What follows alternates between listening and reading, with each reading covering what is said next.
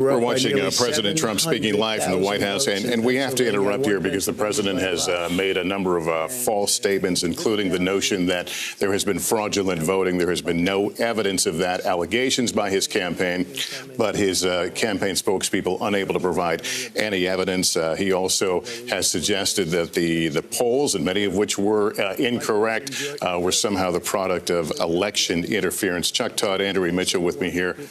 Hate to cut away from the president, but look, he's trying to set a narrative, and he's even admitting that it was a narrative he was beginning to set before the election. Remember, I've been talking about these mail-in votes. This was clearly going to be a strategy, or at least he's sort of presenting it that way on that front. But I also think he's trying to accomplish something else here. He's trying to project a little bit of strength within the Republican Party. He began by trying to talk about all of the successes down the ballot.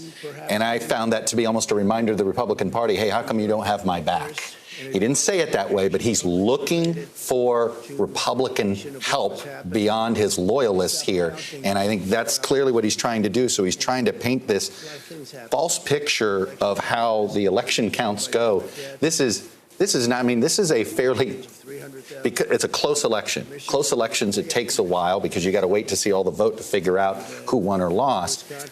That's the only reason this has taken an extra couple of days. But the counting of the absentee votes or mail-in votes has actually gone, I think, quite smoothly when you consider how many people chose that option. So it's just plain old conjecture. There's nothing there. Andrew, he says the GOP kept the Senate. That is still not a settled question right now. There's a couple of runoff races in Georgia that could, if Biden wins the presidency, give. By the way, can I jump? Some people took, we had said David Perdue had fell under 50%, and some people took that as saying we had already said it's going to be a runoff.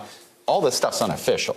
It certainly looks like, and there could be two runoffs, but the point is, there is no indication yet that Republicans have guaranteed the majority. We don't know the Alaska Senate yet either.